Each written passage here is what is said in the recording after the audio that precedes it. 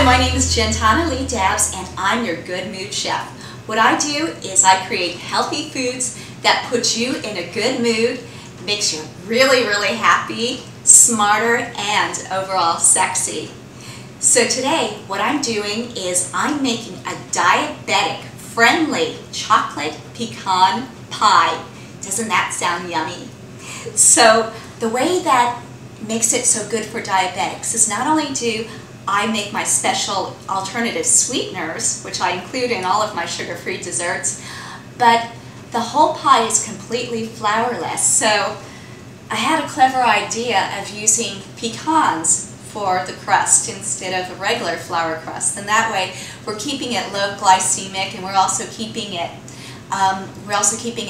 more high in protein. So now we have the perfect balance of protein and fats without any high glycemic issues in here, which will be perfect for diabetics or for anybody who even wants to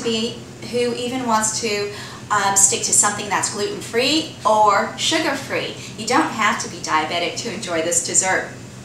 Okay, so what I did here is I already put everything into the bowl first off to save some time. But another secret that I do too is instead of doing all chocolate is I use black beans. But don't tell anybody that I use black beans for this either when you serve it. Because the black beans, because the fiber and the natural sweetness in the black beans, it's going to help slow any blood sugar spikes. It gives some extra richness to the pie.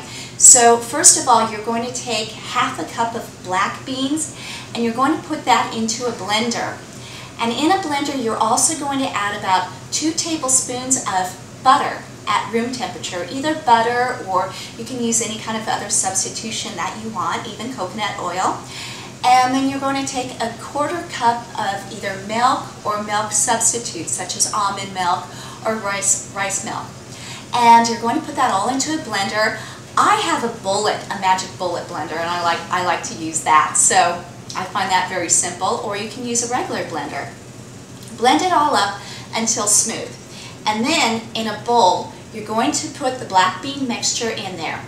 And then you're going to add 1.5 cups of cocoa powder, preferably organic cocoa powder. I put in a pinch of salt, and I also put in about 1 teaspoon or more of vanilla. Sometimes I'll even put in up to 1 tablespoon, depending on how strong of a vanilla flavor I want in there, but it's really up to you as well. And then the next thing I do is my sweetener combo. So in this particular one, I did a combination of about 1/4 cup of vegetable glycerin, 1 teaspoon of stevia, and about 1/4 cup of xylitol.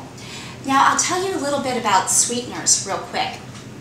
So the great thing about vegetable glycerin is made from certain vegetables like palm tree or from coconut. And it's been known to be very low calorie. It doesn't cause a spike in blood sugar, so it's very diabetic friendly. And not very many people know about vegetable glycerin. But just make sure you get the pure food grade vegetable glycerin. And you can get that from any natural food store. And you're not going to find it though in the sweetener section. You are going to find it in the beauty section, which I know sounds a little odd, but it does work. It's great for softening your skin as well. Xylitol. My favorite kind of xylitol to use is birch xylitol because the corn cob xylitol has been known to cause some stomach discomfort. But xylitol, once again, also, it's great for your teeth. It's very low calorie, very low carbohydrates, low glycemic, and it's very diabetic friendly. My ultimate favorite is stevia. Make sure you get the powdered form of stevia, and not all stevias are alike. So when you go shopping for it, just ask your favorite natural food store what they recommend. And when you use it for baking or sweetening things, stevia is much sweeter than regular sugar. And if you use too much, it's going to cause bitterness. It's going to cause bitterness, so unfortunately that turns a lot of people off. So remember, just a little goes a long way. Another sweetener, which I didn't use today, that I sometimes use is erythritol. Erythritol is also very similar to xylitol, and that's also great for baking.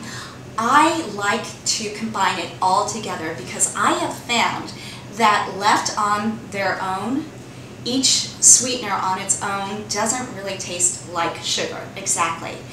But after over 2 years of experimenting with cooking, I have discovered that by combining all of these sweeteners together, you can bake with it and it really does taste like sugar without the up and down blood sugar spikes. So as I said, whether you're diabetic or going on a sugar-free diet, or you want to keep your kids off of sugar, or just trying to watch your weight, or even being on a low-carb diet, this all works wonderfully.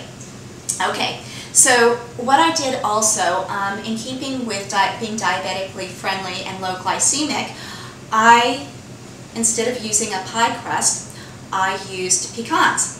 And first what I did was I toasted the pecans in the oven for about 10 minutes on 350 degrees, and I crushed them up, and I greased the bottom of the pan first with butter, and I laid it all on the bottom, just like this. So now what I'm going to do is I'm going to take an egg beater and I'm just going to beat this up. So give me a moment, I'll beat it and I'll be back. I'll see you in just a moment. Ooh, chocolate, ooh, chocolate, woohoo! Look at this, we got our chocolate going now. So now I just took the electric beater, as I said, got it all nice and smooth just like this. So I've got my pecans, and I'm going to take half the batter and top it on the layer of pecans.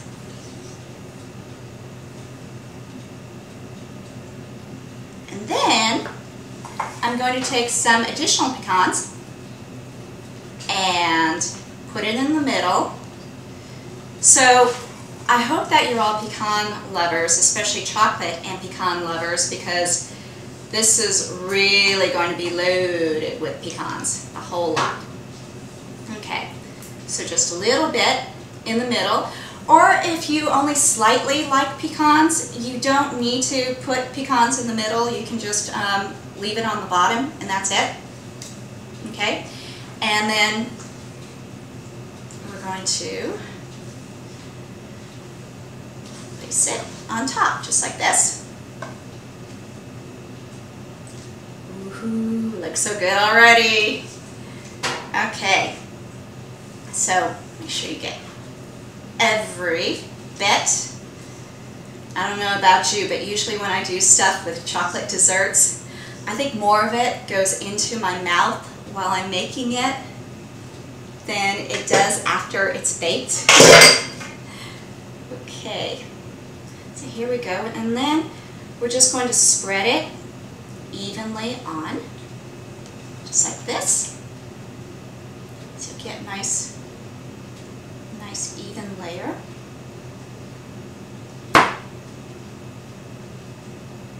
Okay, we got a little stray right here, and one more. Okay, here, go ahead, taste them also. Okay, so now this is going to go into the oven on 350 degrees, and we're going to bake it for about 25 to 30 minutes. So I'll see you when it's done. I am so excited about this. This is my favorite, the chocolate brownie pecan pie. Absolutely flourless and oh so good, diabetic friendly, sugar free, low glycemic, gluten free, and oh, definitely not flavor free. Okay, so let's dig in. I usually like to let this cool off, by the way. I find it tastes better, even better, when it's sat in the refrigerator for about a day, because there's something about it, since this is sweetened with an alternative sweetener. When I let it chill overnight or even for a few hours, it just gets even more sweet and more flavorful. But you can pop in the microwave for maybe about 15 seconds if you like it warm. And when you warm it up for 15 seconds, oh, it really makes this incredible chewy flavor. And when you put ice cream on it, oh, even better. So, okay, enough talk. Let's try it. Ooh. And it's so moist inside. That's the incredible thing about the black beans too. It makes it extra, extra moist. Okay. Oh my God. This is like orgasmic type chocolate. This is incredible because the pecans just really add to the flavor. You don't need a crust on it. It's like a cross between a brownie and a flourless cake. So it's incredible. And you can feel safe and secure eating it. Also, sometimes I like to eat this for extra energy. I'll eat this sometimes before I'm going to the gym or after I have a workout because it's also loaded with so much protein and good fats. So you can make this any time of year. You can use this even as I said, a pre or post workout snack or even for breakfast too. So chocolate pecan brownie pie.